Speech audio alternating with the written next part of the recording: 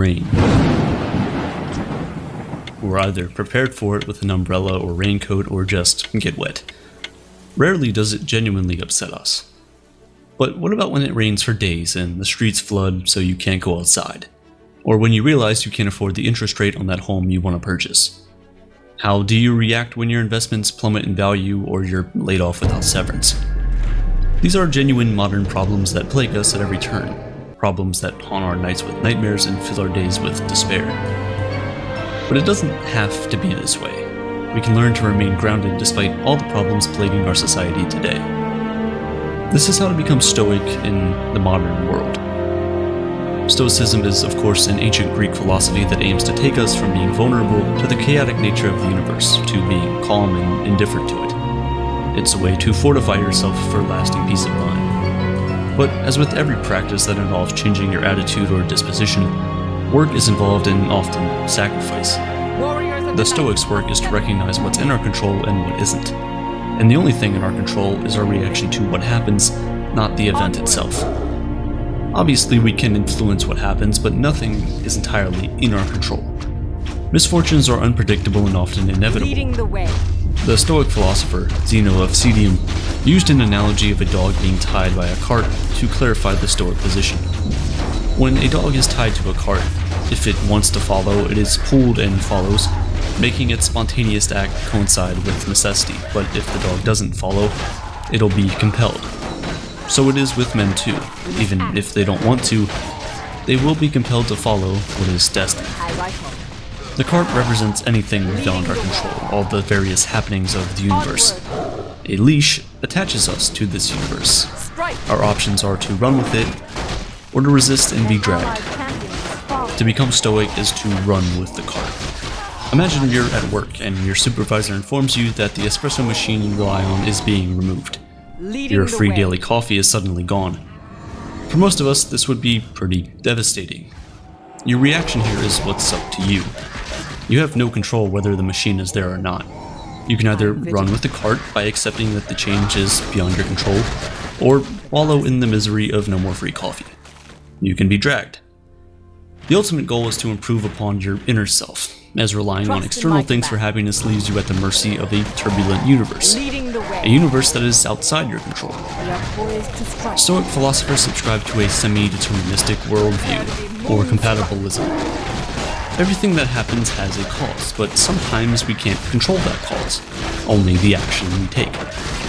For example, we can choose to not give in to an impulse to eat cake, but the existence of that impulse is beyond our control. That's not to suggest we shouldn't try to improve our external circumstances, but that we can't rely on desirable outcomes. If we want the result of fixing our car, we still have to pick up the phone to book an appointment. It's not gonna fix itself. Still, we can measure how much effort we're putting in because that's what is in our control. If the mechanic happens to be a charlatan who runs off with your car, you shouldn't blame yourself. That was beyond your control. Discussing the ancient philosophy of Stoicism is one thing, but what about tangibly implementing it into our modern lives?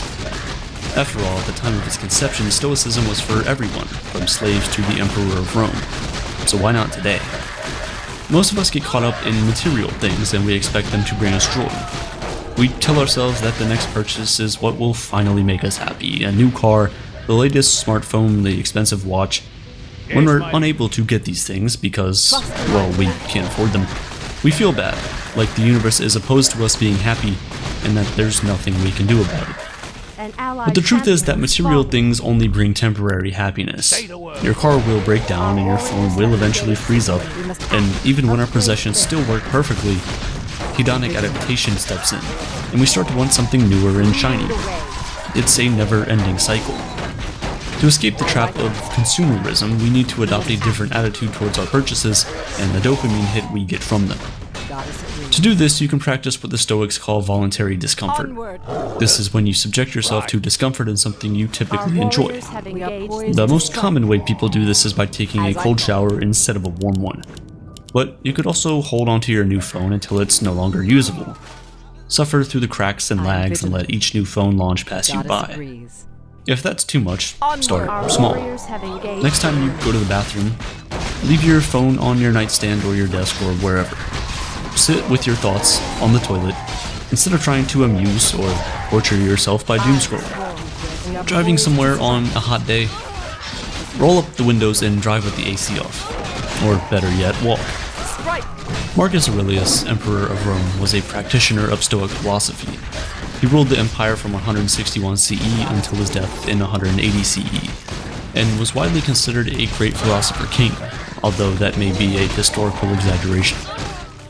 As a leader, he wrote down his Stoic-influenced meditations, likely as a way of assuring himself while handling significant responsibilities. They were intended for his own use and not meant to be published widely, but fortunately we have access to them today. The collection is called Meditations, also called the Inner Citadel. In it, you can see how Marcus Aurelius applied his learned Stoicism to his daily life as emperor. Here are some of those quotes that might be able to help get you into a Stoic mindset. Thus we should employ the mind in all parts of life. When things occur which at first seem worthy of high estimation, we should strip them naked and view their meanness, and cast aside these pompous descriptions of them by which they seem so glorious. Marcus Aurelius would routinely reflect on the nature of his food as devoid of the pleasures and sensations he instinctively derived of it. A fish is just flesh necessary to sustain you. Ignore the pleasing tastes and satisfaction of filling up. When you bring your favorite lunch to work, break it into its most basic components. The salad is just leaves and the fruit of a plant. Croutons are just wheat smashed in the flour and combined with yeast to make bread. Bread is then cut into pieces and dried in the oven. By doing this, when you're stuck with a lunch you don't love or the waiter gets your order wrong, you won't be as burdened by the thought of eating it or feeling the absence of something more delicious. Lunch is just raw materials to give you energy. Marcus Aurelius wrote a great deal about how we interpret and interact with others. He adopted the metaphysics of Stoicism as a way of thinking about our interactions and emotions. For Stoic philosophers, the universe is made from an intelligent design. Humans too are part of that same intelligence. It doesn't make sense to hate the same intelligence in another, because it's the same intelligence in you. It's similar to the Hindu concept of Brahman, the deity that permeates everything. I can't be angry at my kinsmen or hate them. We were naturally formed for mutual assistance, as the 2 feet, the hands, the eyelids, and the upper and lower rows of the teeth. Opposition to each other is contrary to nature. All anger and aversion is in opposition. We may think of ourselves as in competition with others. We compete for better grades at school and put down others to get a leadership role at a company, but that's a surefire way to live a life of envy and malice. If you see everyone as part of the same intelligence, trying to put others below you would be foolish. You are the same, and treating others as lesser is contrary to nature. Seldom are any found unhappy for not observing the motions and intentions in the souls of others, but such as observe not well the motions of their own souls, or their affections, must necessarily be unhappy. This reminds us to focus on what is in our control, our attitude. Trying to analyze others will often lead to misery. We spend too long considering why people behave the way they do. In a state of resentment, we question their motives and success. Most of us know someone who can't stop complaining or gossiping about others at their job. They're obsessed with what their coworkers have and never seem particularly happy. Their time would probably be better spent addressing their own mind, as the minds of others are outside of their control. Let us, as I said, be on our guard without suspicion or enmity. Aurelius is cautioning himself to be prepared for any attack or betrayal, while at the same time, not presuming that others have bad intentions. Again, we shouldn't dwell too much on the intentions of others, but we shouldn't blindly assume that no one will mean harm. As any experienced student knows when working with peers on a group project, be prepared for someone to not pull their weight. At the same time, though, you should never assume and judge that someone won't. You can needlessly cause dysfunction in the group while allowing others to occupy too much of your mind. But seriously, if you're working with 3 others, 1 or more of them statistically won't do their fair share. Be prepared for it, but without suspicion or hostility. When you are angry at the mistakes and wrong actions of men, for all are carried toward what appears to them their proper good, but say you, it is not their proper good. Well, instruct them, then, and teach them better, and don't be angry with them. Basically, we can disagree with others, knowing with near certainty that we're right. But getting angry with them invites more pain and is an ineffective mode of persuasion. They have what they think is the right way in mind, so we shouldn't think poorly of them. We should try to educate them rather than show our frustration. This quote from Aurelia speaks to the ongoing culture war. Both sides have an idea of what's right and allow themselves to get angry and insult the other party. This isn't to suggest that both sides are correct, but that, especially on social media nowadays, genuine attempts at persuasion have taken a back seat. There are plenty of attempts to educate in the culture war, but they often come dripping with condescension and likely serve a purpose other than genuine persuasion. They seem more about scoring likes, shares, and validations from existing believers than extending an olive branch. If we treated others like parts of an intelligent design, we wouldn't feel the need to mock them. We would try to help them see the right way forward. With these mental tools, Stoicism can guide you through the pain of life so that you face it with a temperament people would describe as stoic. Regardless of what the universe has in store, your goal is to remain emotionally indifferent. You have reinforced your inner citadel and are prepared for both good and bad fortune.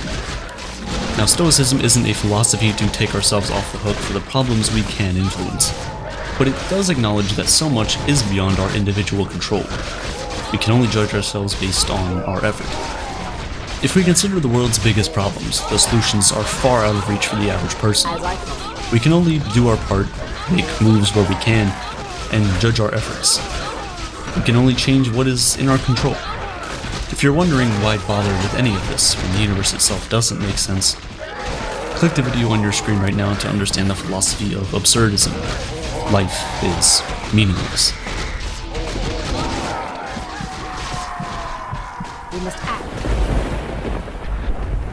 In the city of Cyprus in 300 BC, there lived a very wealthy trader called Zeno. While on a voyage from Phoenicia to Piraeus, his boat sank, along with all of his cargo. Because of that single event, an event that was entirely out of Zeno's or anyone's control, this very wealthy man suddenly became poor in an instant. Imagine you were Zeno. How would you react to your entire life's work getting flushed down the drain by the sheer force of nature? What is the proper reaction? Would you be angry, sad? Would you feel life has cheated you? For most of us, these would all be normal reactions, but not for Zeno, the father of Stoicism.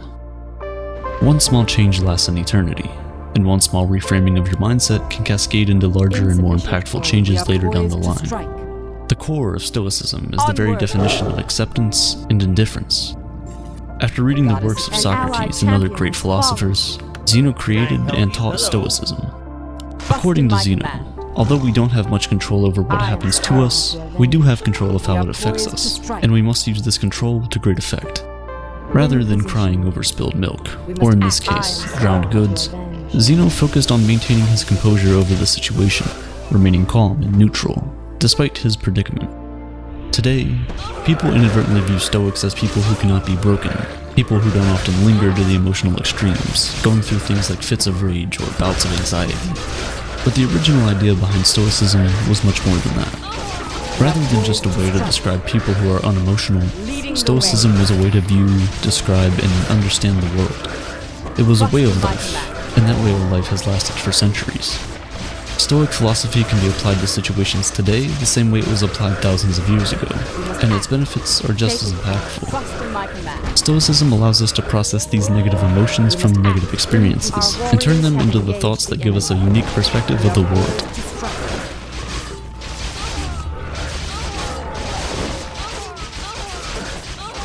Perspective is everything, and everyone in the world has different experiences and thus different perspectives on things. Since the Stoics gathered, discussed, and taught philosophy in a public place, their general philosophy was widely known. They believed that the Stoic principles could greatly benefit anyone and everyone, and so it didn't make sense for them to hide that knowledge behind the four walls of a school or of the palace courtyards. As a result, everyone from slave to emperor could learn and become a Stoic. And they did. Some of the world's most notable Stoics include Epictetus, which translates to acquired, as he was once owned as a slave, Seneca, who was a well-renowned statesman, and Marcus Aurelius, a Roman emperor and one of the most powerful men to have ever lived. The early Stoics practiced what they preached, avoiding all forms of segregation and leading the fight against inequality. They even invented the word cosmopolitan, which literally means citizen of the world. When people hear that word now, we think of cities like New York, Toronto, Dubai, and London because of how diverse they are. This was the type of unity and togetherness that the Stoics preached. Even at a time when it wasn't popular, women were allowed to freely learn about Stoicism and become Stoics themselves. So why do so many people adopt Stoicism as a way of life? In a world full of unexpected turns of events, our emotions can tend to get in the way of things.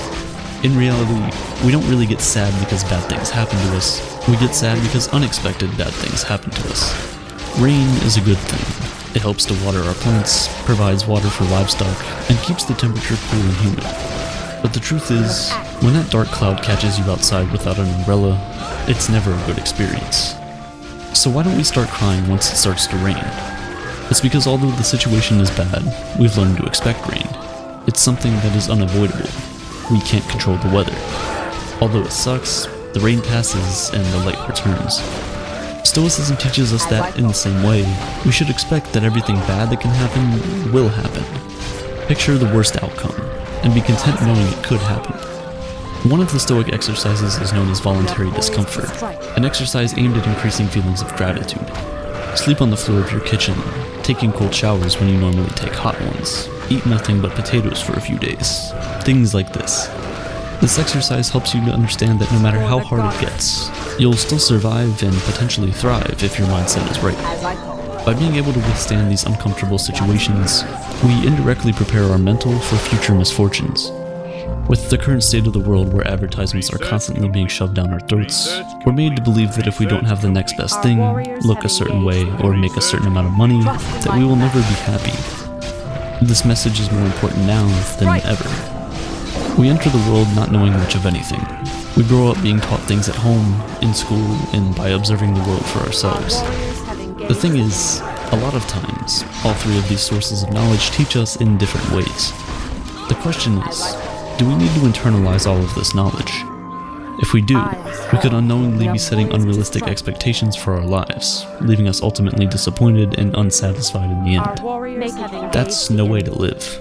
We should instead focus on improving ourselves, for ourselves. We should do things for ourselves and only for that reason. Attaching any external hope or secondary attachments to the actions we take almost always lead to disappointment. Most of the time, we end up trying to fulfill that emptiness with external things, blowing all your money on a fancy car, a house, or even starting a family. Sometimes we do all of these things for their external value and not their internal value. But Stoicism teaches that if you approach life this way, you place your happiness in the hands of external forces, forces that can always fail. Cars almost always break down. Natural disasters wipe away entire cities, and divorce rates climb higher and higher each year. But even the free things in life come at a cost. The cost of space, both physical and mental. As Seneca once wrote, "Learning to live with less will create space in your life for the things that truly matter to you." Instead, we must place our happiness on our intrinsic value as humans and on nothing we have or can physically acquire. We must choose to do our best to keep a cool head, regardless of what life throws at us. Because regardless of what it is we want, at the end of the day, we don't have any control over the majority of things that happen to us, but we do have all the control over how we react to those things.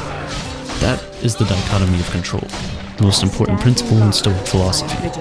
Stoics teach that we must learn to separate what we control from what we cannot control. We need to determine our value not from things we can't control, but from the things we can. Striving towards goals is a good trait, but breaking down when those things don't go your way is, in a Stoic's point of view, useless. Making YouTube videos is, well, a lot easier than being a Roman emperor, but it can still prove to be challenging sometimes. First, you must form your idea, which takes forever.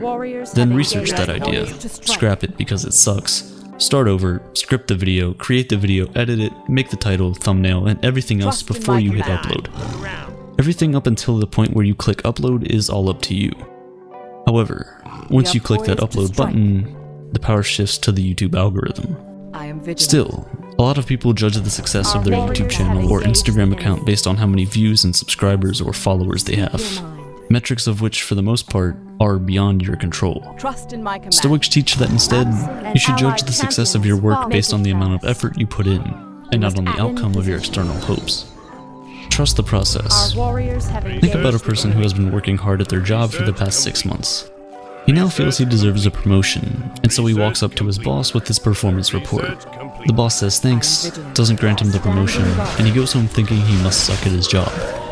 He doesn't consider that the boss might have simply woken up angry, someone else might have been better qualified at the time, or maybe the company was just losing money and couldn't afford it. He doesn't know the reason, but he's still upset. If he simply placed his value on the quality of the performance report he turned in, kept doing what he was doing to earn the promotion he wanted, he could have been much happier overall. With the right perspective, his goal wouldn't have been diminished, but just postponed. It's this reframing of your mindset that is crucial. A true Stoic does not view their successes based on the financial gain of their ventures, but is comforted by the fact that they can live a comfortable life without all the things money can buy. These are the 4 main virtues of Stoicism: wisdom, courage, temperance, and justice. Wisdom is being able to separate between what is internal and what is external, and the ability to choose our reaction to the things that happen to us. As Viktor Frankl said, between stimulus and response, there is a space, and that space is our power to choose our response. Courage. 2 words: persist and resist. Temperance, or moderation, is what I just did there, doing more with less, saying more with fewer words. While Jeff Bezos and Elon Musk are fighting at the top of the Forbes list, Stoics believe that the limit of wealth should simply be having what is essential, and then having what is enough. Justice is the most important of all the virtues. It instructs that no one should do harm to another because we were all born for each other, to do good to one another, and not to ourselves. Nelson Mandela was one of the most famous African leaders in the world. While he was fighting against apartheid, he got sentenced to life imprisonment, where he stayed for 27 years before finally being released. When he was released from prison, he was elected president of South Africa, and thus, many people thought he was going to brutally punish all the people that had anything to do with apartheid or his imprisonment. But of course, he did not. Throughout his time in prison, Mandela read the works of Marcus Aurelius and learned many of the core values of Stoicism, all of which he practiced throughout his life. Instead of calling for the heads of the wrongdoers, Nelson Mandela urged his people to instead seek the opposite, to relax and rebuild. He stressed that the past was now beyond their control, and that the only thing they could do was find a way to move forward and build a better nation. This is the way of the Stoic. In modern-day medicine, Stoicism is at the core of procedures like rational emotive behavioral therapy and logotherapy. REBT helps patients to identify negative thought patterns that might be causing emotional and behavioral issues. It allows you to challenge the reasoning behind all these negative thoughts with logic, and when you realize that many of them are unfounded, you can then replace them with more productive and healthier beliefs. Logotherapy, on the other hand, is based on the Stoic principle that humans are driven by purpose. Even in the darkest of situations, we can fill our lives with meaning and happiness by simply finding out what that purpose is. As many of us know, though, this is easier said than done. It's a process, much like everything else. We have to rewire the way we think, out with the old, in with the new. To fix our problems with happiness, we must practice self-worth.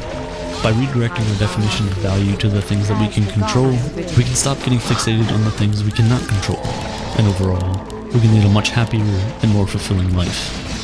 Stoicism helps us steer through past and present storms into calmer and more peaceful waters. And if our ship sinks and we all drown, we can take peace in the fact that we lived a good life, albeit not as long as we had hoped. Because remember, everything has an end. Make it fast. Trust in my command. The goddess agrees.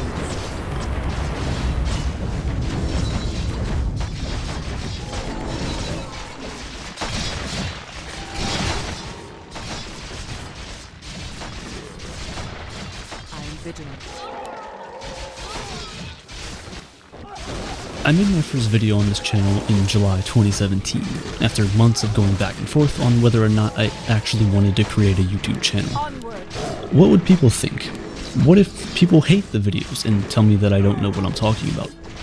Who am I to talk about these topics? These were the thoughts that flooded my head.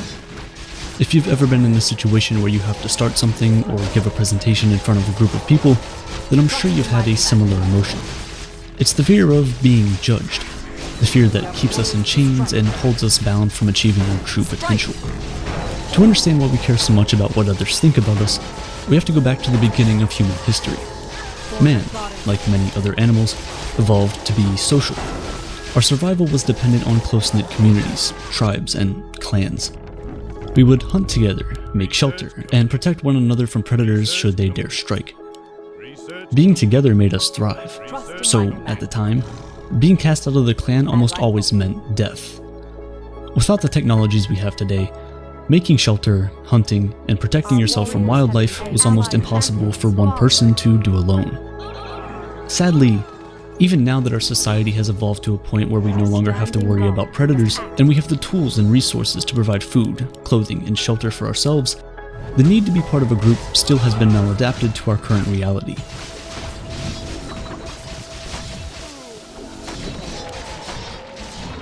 Then we were scared of being left out in the cold. Today we're scared of getting cancelled on Twitter because of something we said, or getting insulted for repeating clothes on Instagram, or getting hate comments on your YouTube video of people telling you your voice is becoming redundant and boring. You see, this feeling of being ostracized has worsened woefully because of social media. By creating likes and dislikes, we brought to light this need to feel validated and seen. In an instant, you can see just how many people support you, and that number can be addicting. It gets to the point where we stop saying what we really want to say, and instead start saying the things we know will get us the most likes. Before you know it, you're posting certain thoughts, photos, and writing specific statements to get that attention and validation from others. How many times have you seen your favorite influencers and creators online suddenly sell out? Where it feels like they're no longer authentic, only doing or saying the things they know will please the algorithm. I made a video about Unit 731 and the despicable things the Japanese government did in the Second World War. However, because it was not advertiser-friendly content, according to YouTube, the video didn't perform extremely well. And that's fine. This is the kind of ostracization and social conditioning that makes people fall in line and stop saying anything that might offend the people with money. It's like they tell you there's freedom of speech, but only when your microphone is turned off. Growing up, I always felt different. Of course, I had friends and wanted to be part of the social group, but I had questions about the universe that people just didn't like to discuss. Who wants to talk about death and the afterlife on the school playground, after all? Because of that, I felt different from everyone else, like a piece of a puzzle, but from another set. And so I grew up worried that everyone would look at me as weird and different. So I tried my best to hide my existential dread to fit in like everyone else. If you're watching this video right now, there's a high chance that you were also once a kid like me who was so worried about being disliked that you shield the real you just so you wouldn't be thought of as different. If you're still in that position, listen. Stop caring so much about what other people think and start living your life authentically. Yes, caring what others think is healthy. However, it becomes hurtful when we try to change ourselves just to be liked by others. You would enjoy your time on this floating rock far more if you choose to live your authentic self. And if someone rejects you because of it, you'll know that they were never meant for you in the first place. Now, if that sounds like a lofty dream and not really grounded in reality, I understand. Because the sad truth of this entire thing is that we do need to be judged fairly by others. At its core, that's what makes our society work. We agree that something is law, and whoever breaks it gets judged. We agree on certain moral principles, and whoever breaks them gets socially ostracized. We're judged at our places of work, in school, in our society as a whole. As sad as it sounds, gossip and ostracism help the greater good of the group. In 2014, Stanford professor Rob Willer led a study that explored the relation of gossip and ostracism to the harmony and functionality of experimental groups. In this study, Rob found out that groups that allowed their members to gossip and vote out underperforming members were able to sustain cooperation and prevent selfishness much better than groups that weren't allowed to do so. When we think of ostracism, we almost always see it in a bad light. However, this study proves that it does have a much more important role in preventing the weak and vulnerable from being bullied and ridden upon. Have you ever been in a group for a school project, only to quickly realize that there's one person who just wouldn't do anything because they know the group will pick up their slack? How's that make you feel? Now imagine you could remove these people from the group and then gossip to other groups about how bad of a team player they are. It might seem harsh at first, but because of our innate fear of being ostracized, more often than not, these people would see the reality of what they're doing, and actually act better when re-invited into the group. It also prevents these selfish people from exploiting the more vulnerable people in the group and allows them to reach their full potential without fear of being taken advantage of. The researchers concluded that exclusion compelled participants to conform to the more cooperative behavior of the rest of the group. So yes, we need to be good team players for the proper functioning of society. However, being part of a group should never be at the expense of our own individuality. We should never get so scared of being ostracized that we do not say the things that matter to us for the fear of being judged. We need to realize that we will get to a point in our lives where we'll begin to assess everything that we've been taught as children. When you start to outgrow old beliefs and walk into new ones, do not be held back by the fear of what everyone who you grew up with would think. Caring about what other people think is necessary for the proper functioning of society. But when caring what other people think affects our abilities to make decisions for ourselves, that's when you need to pause and reconsider. You're a person with their own thoughts, ideas, dreams, and goals. Don't let the fear of being disliked hold you back from expressing that. You want to drop out of school to become a comedian? What would people think? You want to start a YouTube channel? What would people think? You want to be with someone from a different culture or religion? What would people think? This one question holds so many people back from doing what they love. It's like a chain that binds our neck and leaves us no room to breathe. We're like circus elephants, held back by a rope that might only exist in our imagination. Ultimate freedom is having the courage to be disliked. The boldness to stand firm in what you believe in, even when the crowd is saying something else. The courage to stand when everyone else is sitting, and run when everyone else is standing. The courage to be your authentic self, regardless of what everyone around you tells you to be instead. Developing the courage to be disliked is not easy. Remember that it's in our nature to care what other people think, so to stray from that even minutely would mean going against our very own biology, and that's never very easy. But the good news is that we can actually do it. The first and most important thing to realize is that everyone, just like you, is worried about their own insecurities. When we go out into the world, we're often so consumed with our own insecurities that we feel like everyone else is thinking about us and condemning us. But the reality is, more often than not, just like you, people are so worried about themselves that they aren't really thinking about anyone else. And when they do speak out against us, they're often projecting their insecurities on us, trying to bring us down to feel better about themselves. Don't let them do that. The difference between ostracization in early humans and what we have today is that with the early humans, it was only your closest relatives and members of your clan that could cast you out. However, today, because of social media, anyone and everyone can have an opinion about us. Share that opinion, and we're forced to take notice of it. The problem with this is that we're taking criticism from people we wouldn't take advice from.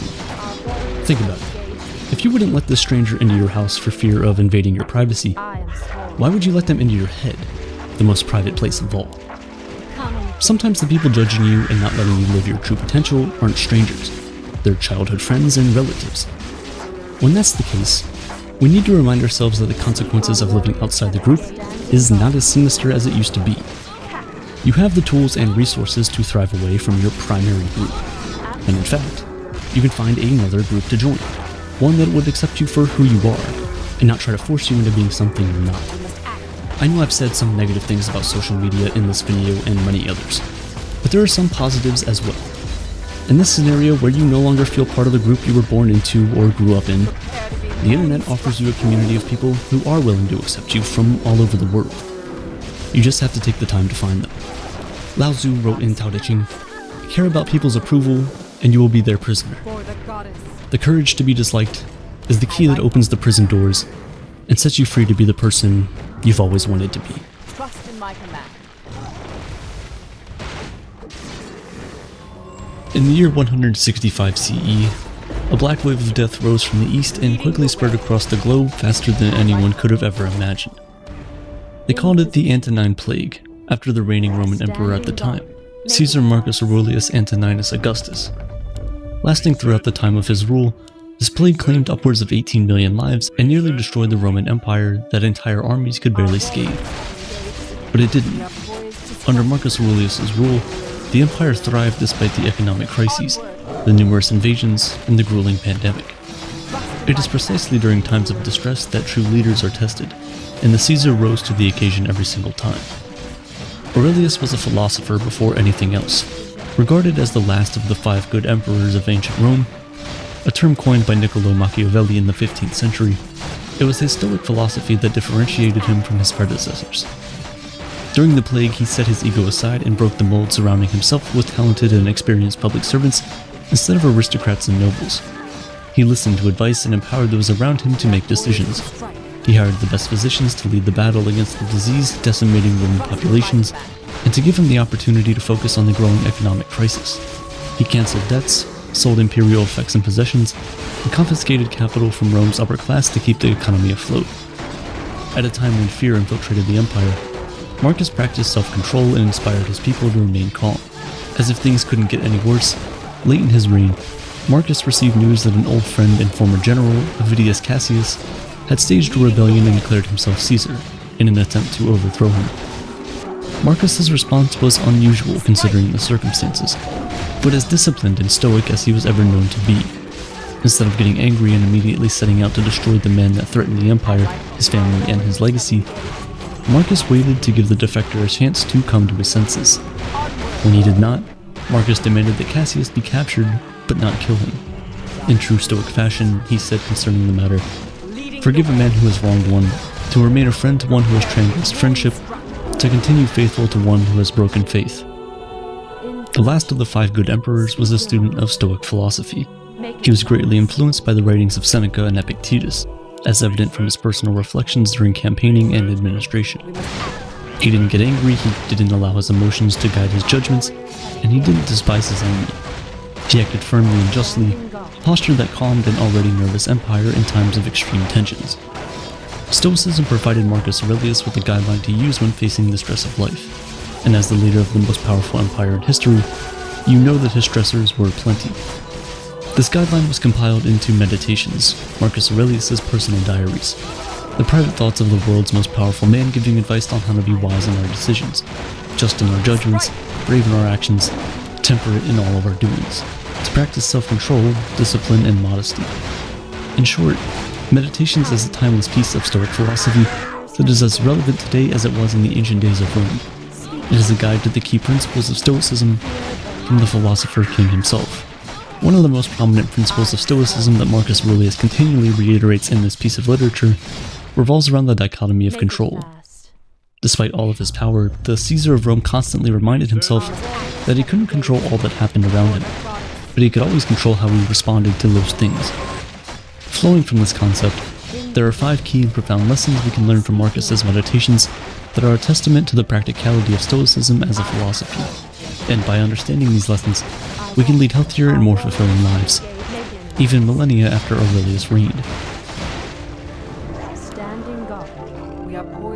The things you think about determine the quality of your mind. It's all in how you perceive it. You're in control. You can dispense with misperception at will, like rounding the point. Serenity, total calm, safe anchorage. Before Marcus Aurelius' time, Epictetus and Seneca both wrote vast amounts on the power of perception. It's no wonder then that Aurelius echoed these thoughts, as it is one of the most essential tenets of Stoicism. Our perceptions influence all that we experience. Your car may not start before your important meeting, or your boss may not give you the promotion you think you deserve. Just like Marcus had a choice when the plague hit, you also have a choice to make whenever you are facing a troubling situation. You can choose to feel angry, scorned, depressed, or defeated, which will accomplish nothing. Or you can train your perception to not be influenced by what is outside your control. It's a form of self-discipline that places the quality of your life in your hands instead of in the hands of other people or situations. Marcus's entire reign rested on this guiding principle. As a formidable leader, he understood the power he had, and always separated his perceptions from his emotions. He faced invasions from Germanic tribes and internal uprisings within his kingdom, but he knew he could not alter these situations to his favor. His true power came from within, from how he perceived these grievous situations. So instead of reacting rashly, he didn't allow these horrible negative effects to affect him. Instead, he seized his own mind and was able to make just decisions that were void of any emotional attachment, even in the face of the most troubling situations. To refrain from imitation is the best revenge. When someone despises us, the easy thing to do is to despise them back, but what would that accomplish? When dealing with Cassius's rebellion, It would have been easy for Marcus to order his troops to seize and brutally murder him for his insurgence, to use him as a message to all who dare attempt to take his crown. Instead, he was compassionate and chose to forgive him.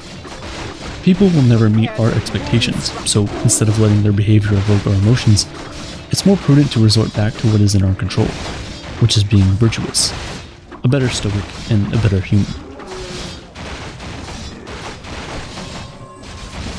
Just as nature takes every obstacle, every impediment, and works around it, turns it to its purposes, incorporates it into itself, so too a rational being can turn each setback into raw material and use it to achieve its goal. Before anything, the Stoics were realists. They understood life's challenges, but instead of shying away from them, they embraced them. The truth is that struggle is an essential part of life. It builds character, develops resilience, and ultimately leads to success. Again, this principle is centered around perception. We can either perceive an obstacle as a hindrance to our progress, a knockout punch,